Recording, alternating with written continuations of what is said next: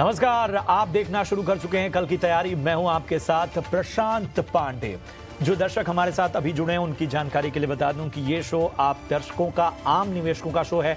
आप हमें जो सवाल भेजते हैं वो चाहे किसी भी प्लेटफॉर्म पर होता है, चाहे व्हाट्सएप के जरिए, सोशल मीडिया के जरिए या फिर यूट्यूब के कमेंट सेक्शन में भी जो आप सवाल हमें भेजते हैं वो सभी सवाल हम इस शो में शामिल करते हैं। इसके अलावा बाजार पर आपको नजरिया देते हैं आज के बाजार के हिसाब से कल आप कौन सी तैयारी करेंगे, कल आपकी रणनीति क्या होनी चाहिए, इस पर हम व्यू देते हैं। लेकिन इस शो में शामिल होने का तरीका सबसे पहले जान लीजिए। आपके स्क्रीन पर एक नंबर फ्लैश होने जा रहा है, ये नंबर जान लीजिए और इसी नंबर पर आपको व्हाट्सएप करना है अपना सवाल, अपना और अपने शहर के नाम के साथ। यही नहीं, अगर आप सोशल मीडिया पर एक्टिव हैं तो ट्विटर हो, फेसबुक हो या फिर इंस्टाग्राम, इन सभी जगहों पर जाकर आप अपने सवाल पोस्ट कर सकते हैं #KKT यूज करके, यानी कल की तैयारी। अपना और अपने शहर का नाम जरूर लिखिए। और आज आपके सवालों के जवाब देने के लिए दो बेहद खास मेहमान हमारे साथ जुड़ेंगे। लेकिन YouTube पर भी आप हमारे शो को लाइव देख सकते हैं और जैसा मैंने आपको पहले कहा, कमेंट बॉक्स में भी सवाल भेजिए, हम आपके सवाल शामिल करेंगे। और हमारे दो खास एक्सपर्ट आज के शो में शामिल हो रहे हैं। सबसे पहले परिचय करा दूं, हमारे साथ अमोल आठवले हैं कोटक सिक्योरिटी से। अमोल जी, बहुत बहुत स्वागत आपका। और अविनाश कुरक्षर साहब हैं प्रॉफिट मार्ट सिक्योरिटी से। अविनाश जी, आपका भी बहुत बहुत वेलकम। सबसे पहले जरा बाजार को देख लें तो वैसे तो ये जो कमजोरी है इसे बहुत बड़ी कमजोरी नहीं कहा जाएगा, लेकिन बाजार की जो सबसे बड़ी चिंता वो ये है कि जो बाजार के बिग प्लेयर्स हैं वो इस वक्त जिस तरह से प्रेशर में है वो बाजार को एक तरह के कंसर्न में डाल रहा है। हालांकि कई सेक्टर हैं जो बेहतर परफॉर्म कर रहे हैं और आज हमने सीमेंट में भी बड़ी तेजी देखी। हिंडलबर्ग सीमेंट में जो खबर आई उसे लेकर और उसका असर बाकी सीमेंट स्टॉक पर भी नजर आया, अंबुजा सीमेंट से लेकर बाकी सीमेंट स्टॉक में। इसके अलावा कई और भी पहलू रहे, लेकिन जरा बाजार पर नजरिया देखें। निफ्टी और निफ्टी बैंक यहां से क्या संकेत कहते हैं यह जरा समझने की हम कोशिश करेंगे। अमोल, बताएं बाजार क्या संकेत दे रहा है? अच्छा जी, नमस्ते। आई थिंक मुझे लगता है कि अगर हम शॉर्ट टर्म टेक्सचर मार्केट का देखें तो वीक ही है, लोअर टॉप्स बन रहे हैं। बट हम इंट्राडे फॉर्मेशन देखें तो एक रेंज में बाजार ट्रेड होता हुआ दिख रहा है और संकेत यही है कि मार्केट एक रेंज बाउंड में है और बाउंस बैक भी पॉसिबल है और वो भी अच्छा खासा आने के चांसेस है।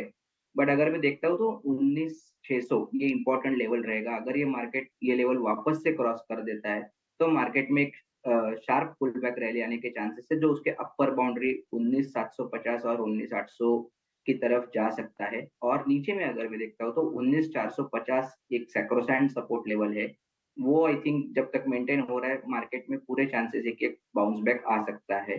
फिलहाल अभी market 50 day simple moving average के आसपास है, तो थोड़ा वेट एंड वॉच है, बट रिकवरी के चांसेस है। किया आप बोला तो ये नजरिया फिलहाल बाजार पर बनता हुआ। चलिए अब जो है सवालों की ओर बढ़ते हैं और सवालों को शामिल करते हैं अपने शो में। सबसे पहले प्रदीप है नागपुर से और इनका सवाल टाटा पावर पे है। 1,067 शेयर लिए हैं 98 रुपए के भाव पे। एक और सवाल है इनका IRFC पे 26 रुपए के भाव पे 1,000 शेयर इन्होंने लिए हुए हैं। अविनाश जी, टाटा पावर पे नजरिया दीजिए। 98 रुपए की खरीद है और IRFC की 26 रुपए की खरीद है। गुड आफ्टरनून प्रशांत। देखिए, मुझे लग रहा है कि दोनों शेयर्स बहुत ही अच्छे लेवल पे इन्होंने एंट्री की है। टाटा पावर में तो ये अच्छा खासा मुनाफा कमा रहे हैं, लेकिन मेरा मानना है कि देखिए टाटा पावर में अगले 1.5-2 साल के लिए जो रेवेन्यू विजिबिलिटी है और जिस प्रकार से उन्होंने कहा है कि ग्रीन एनर्जी और सोलर एनर्जी पे ये फोकस करने वाले हैं, डेफिनेटली हमको लग रहा है कि पावर जनरेशन तो बहुत ही अच्छा थीम है। इनफैक्ट Q1 के नंबर्स भी अगर हम देखें तो बहुत ही दमदार नंबर्स कंपनी ने रिपोर्ट किए हैं। आने वाला साल भी इनके लिए बहुत अच्छा रहेगा, तो मेरे ख्याल से यहाँ पे होल्ड करें। यहाँ से भी एक अच्छी खासी रिस्क रिवॉर्ड टाटा पावर में मिलेगी, तो बेचने की जल्दबाजी ना करें। और IRFC की अगर हम बात करें तो IRFC में भी काफ़ी अच्छा अपसाइड इनको स्टॉक में मिला है। ये कंपनी बेसिकली रेलवेज़ को ही अपने कैपिटल गुड्स के फाइनेंसिंग रिक्वायरमेंट्स कैटर करती है और जिस प्रकार से रेलवेज़ का एक बड़ा मेगा बजट 5 लाख करोड़ का गवर्नमेंट ने अनाउंस किया है, हमको लग रहा है कि आने वाले 2-3 सालों के लिए ग्रोथ मोमेंटम काफ़ी स्ट्रॉन्ग रहेगा। बट यहाँ पे मैं इनको यही कहूँगा कि थोड़ा-सा मुनाफ़ा वसूली भी करें, क्योंकि स्टॉक बहुत ही छोटे समय में 25 रुपए से ऑलमोस्ट 65-70 रुपए जा चुका है। तो यहाँ पे कम से कम 50% प्रॉफिट बुक करें और बैलेंस क्वांटिटी होल्ड करें। बिल्कुल, तो ये है आपको बेहतर राय अविनाश जी की तरफ से आती हुई। चलिए यूट्यूब के सवाल भी हमारे पास हैं। लाल पटेल साहब हैं, उनके दो सवाल हैं BHEL और BEL दोनों पे। BHEL की बात करें तो इन्होंने 132 शेयर लिए हुए हैं 361 रुपए के भाव पे, फिलहाल थोड़ा सा नुकसान यहाँ पर। BEL को अगर देखें तो यहाँ 144 शेयर BEL के हैं और ये इन्होंने खरीदे हैं, माफ कीजिएगा 144 रुपए की खरीद है और ये शेयर हैं 200, भी थोड़ा सा नुकसान इनको होता हुआ। लाल पटेल जी आपको राय दिलवाते हैं। अमोल बताएं BHEL और BEL क्या करना चाहिए? आई थिंक मीडियम टर्म अगर हम फॉर्मेशन देखते हैं स्टॉक का, तो स्टॉक फॉर्मेशन काफी प्रॉमिसिंग है भेल का। बट जिस वे में करेक्शन हुआ है वो कहीं ना कहीं साइन दिखा रहा है कि स्टॉक टेम्पररी पॉज यहाँ पे ले सकता है, या फिर एक रेंज बाउंड प्राइस एक्शन दिख सकता है आने वाले दिनों में। तो मुझे लगता है कि अगर हम प्योरली शॉर्ट टर्म के ऊपर फोकस कर रहे हैं तो एक रेंज बाउंड एक्शन रहेगा।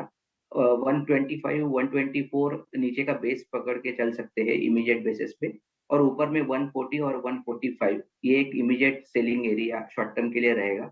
So I think sell on rallies अगर स्ट्रेटेजी वो यूज करते हैं तो आई थिंक 140 145 बेल के लिए एक अच्छा प्रॉफिट बुकिंग एरिया हो सकता है। बीईएल के लिए अगर मैं देखता हूँ तो स्टॉक फॉर्मेशन अच्छा है, बट 2 बार स्टॉक ने ऊपर से डबल टॉप मार के अच्छा खासा सेलिंग में करेक्शन शार्प है। तो फिलहाल तो मैं 50 डे सिंपल मूविंग एवरेज के साथ रहूंगा बीएल में 134 के साथ, और अगर ऊपर में जाते हैं तो 146 और 150 इमीडिएट रेजिस्टेंस एरिया रहेंगे, वो भी ऊपर में के रैली में मुनाफा वसूली कर सकते हैं। बिल्कुल, तो ये आपको बेहतर राय मिलती हुई। सत्यपाल सिंह है हमारे अगले दर्शक, गुड़गांव से, इन्होंने अपना सवाल हम तक पहुंचाया है यूट्यूब के जरिए। ये भी सवाल है इनका। सवाल पहला जो है वो है स्टर्लिंग एंड विल्सन पे, और 349 रुपए के भाव पे इन्होंने 200 शेयर खरीदा हुआ है। इसके अलावा टैक्स रेल, जी हाँ, एक बार हम इसको भी देख लेते हैं।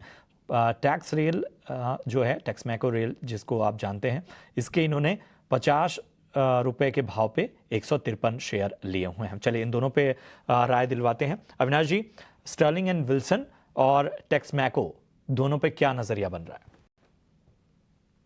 प्रशांत, अगर पहले टेक्समैको की बात करें तो देखो, टेक्समैको एक रेलवे थीम वाला स्टॉक है और बहुत ही अच्छी तरह से ग्रोथ अपॉर्चुनिटी अभी दिख रही है, क्योंकि जैसे हमने कहा कि रेलवे में बहुत बड़ी इंफ्रास्ट्रक्चर अपॉर्चुनिटी है और सारी कंपनीज, अगर हम टेक्समैको देखें या टिटागढ़ देखें, जुपिटर वैगन देखें, तो ये सारी कंपनीज बेसिकली बहुत ही वेल पोजिशनड है। और भी थोड़े काफी बड़े ऑर्डर्स रेलवे अनाउंस करने वाली है, तो वहां पे भी टेक्समैको और दूसरी कंपनीज को फायदा होना चाहिए।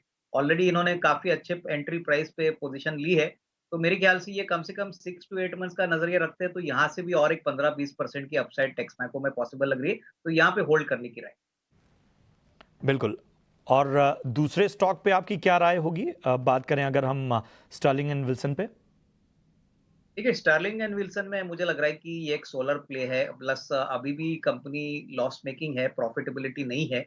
बट नजरिया अगर कम से कम साल 1.5 साल का ये रखते हैं, तो कंपनी की ऑर्डर बुक काफी अच्छी है। धीरे धीरे कंपनी कोशिश कर रही है कि प्रॉफिटेबिलिटी जल्द से जल्द आए, और इनका ओवरसीज मार्केट और ओवरसीज जो मार्केट पोटेंशियल है वो काफी सिग्निफिकेंट है। तो उस पॉइंट ऑफ व्यू से अगर नजरिया 12 से 18 महीने का है, तो यहाँ पे होल्ड करिए। थोड़ा सा समय लगेगा, बट डेफिनेटली इसमें कोई डाउट नहीं कि ये सेक्टर में आगे भी अच्छी खासी ग्रोथ पोटेंशियल रहेगी और ये कंपनी अच्छी तरह से आउट परफॉर्म करेगी। तो 12 to 18 मंथ्स के पॉइंट ऑफ व्यू से यहाँ पे होल्ड करने की रहेगी। ठीक है, तो यहां पर भी आपको बेहतर राय मिलती हुई। छगन लाल है राजस्थान से, और इनका सवाल विप्रो पे है। इन्होंने 418 रुपए के भाव पे 100 शेयर लिया हुआ है, फिलहाल नुकसान में चल रहे हैं। विप्रो पे क्या नजरिया बन रहा है, अमोल बताएं। जी, आई थिंक ये स्टॉक ने ब्रेकआउट तो दिया था, बट जिस वे में मार्केट गिरा उसके साथ भी ये अच्छा खासा करेक्ट हुआ है।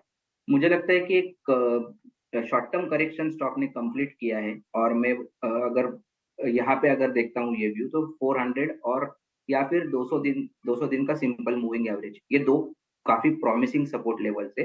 जब तक ये लेवल ब्रेक नहीं होते, स्टॉक में एक बाउंस बैक आ सकता है जो ऊपर में 415 और 420 तक भी जा सकता है। तो मेरे ख्याल से होल्ड करना चाहिए, और 200 डे सिंपल मूविंग एवरेज एक सैक्रोसेंट सपोर्ट लेके चलना चाहिए। ठीक है, तो ये है आपको विप्रो पर खास राय मिलती हुई। चलिए बढ़ते हैं आगे। परवेज हैं और इनका सवाल भी यूट्यूब पे आया हमें। साउथ इंडियन बैंक के इनके पास 223 शेयर हैं और 26.5 रुपए के भाव पे इन्होंने ये स्टॉक खरीदा हुआ है। साउथ इंडियन बैंक में क्या आगे नजरिया बन रहा है, अविनाश जी बताएं। देखिए, मुझे लग रहा है कि साउथ इंडियन बैंक के नंबर्स की बात करें तो बहुत ही दमदार नंबर्स इस साउथ इंडियन बैंक ने दिखाए हैं और मुझे लग रहा है कि सितंबर क्वार्टर भी काफी स्ट्रांग रहेगा। बट थोड़ा सा ऊपरी लेवल पे ये इन्होंने स्टॉक लिया है। मेरी राय में अगर ये 6 से 12 महीने की अवधि के लिए ये बैंकिंग स्टॉक पकड़ते हैं तो करीबन 32-33 का एक नियर टर्म का टारगेट प्राइस पॉसिबल है। एसेट क्वालिटी ठीक-ठाक है, लोन बुक ग्रोथ भी काफी स्ट्रांग है और हमको लग रहा है कि छोटे बेस पे साउथ इंडियन काफी अच्छा नंबर्स इस साल दिखाने का पोटेंशियल रखते हैं। तो यहाँ पे होल्ड करें। 33-34 में अगर स्टॉक नियर टर्म में जाता है तो मेरे ख्याल से वहां पे मुनाफा वसूली कर। ठीक है, तो 34 से 35 रुपए का जो लेवल है वो नजर रखिए, वहां पर आप मुनाफा वसूल सकते हैं। माता दीन है हमारे अगले दर्शक जयपुर राजस्थान से और इनका सवाल है नेस्को पे 80 शेयर लिए हैं, 714 रुपए के भाव पे इनकी खरीदी है। इनके भाव से काफी नीचे फिलहाल स्टॉक का नुकसान होता हुआ। चलिए अमोल, क्या करना चाहिए नेस्को में? जी, आई थिंक ये स्टॉक में प्रॉफिट बुकिंग चल रहा है। स्टॉक पहले रैली कर चुका था बट अभी एक साइडवेज मोमेंटम है। आई थिंक मुझे लगता है 670 एक इमीडिएट सपोर्ट बेस पकड़ के चलना चाहिए। 50 डे सिंपल मूविंग एवरेज के इधर ही स्टॉक ट्रेड हो रहा है, तो यहाँ से एक टेक्निकल बाउंस बैक पॉसिबल है, बट वो कंडीशनल रहेगा। 695 अगर स्टॉक क्रॉस करता है तो स्टॉक में एक टेक्निकल बाउंस बैक आ सकता है जो 710 और 720 तक जा सकता है, बट बिलो 60 670 स्टॉक में सेलिंग प्रेशर बढ़ने के चांसेस काफी ब्राइट है। ठीक है, तो ये है आपको नेस्को पे राय अमोल जी की। बढ़ते हैं आगे और अब कुछ सवाल जो हमें सोशल मीडिया और व्हाट्सएप के जरिए आए हैं उस पर फोकस करते हैं। अंजलि हैं मुंबई से और इनका सवाल टीवी 18 ब्रॉडकास्ट पे है। 199 शेयर इन्होंने खरीदे हैं और लगभग 48 रुपए की प्राइस पे इन्होंने लिया हुआ है। एक और सवाल इनका मीडिया स्टॉक से ही, डिश टीवी 550 शेयर 19 रुपए के लेवल पे इन्होंने लिया हुआ है डिश टीवी का स्टॉक। चलिए अविनाश जी, टीवी 18 ब्रॉडकास्ट और डिश टीवी इन दोनों पे क्या नजरिया बन रहा है? अगर मैं टीवी 18 की बात करूं तो लगभग 48 रुपए की खरीद है और डिश टीवी की खरीद 19.25 रुपए की।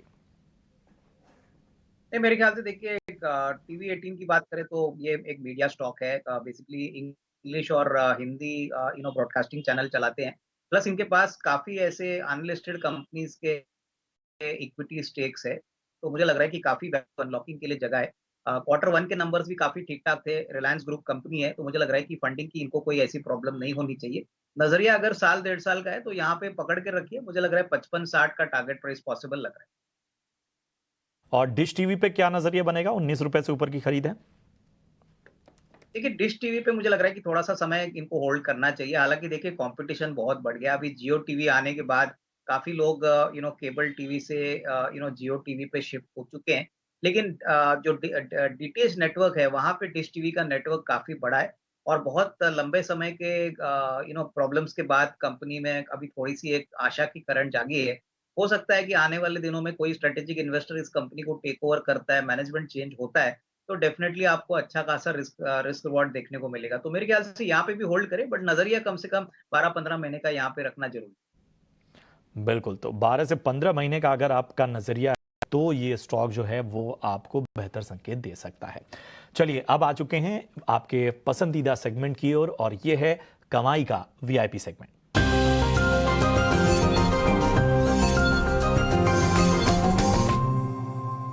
अमोल आपके पास आना चाहेंगे, बताएं आज आपकी वीआईपी पिक कौन सी है?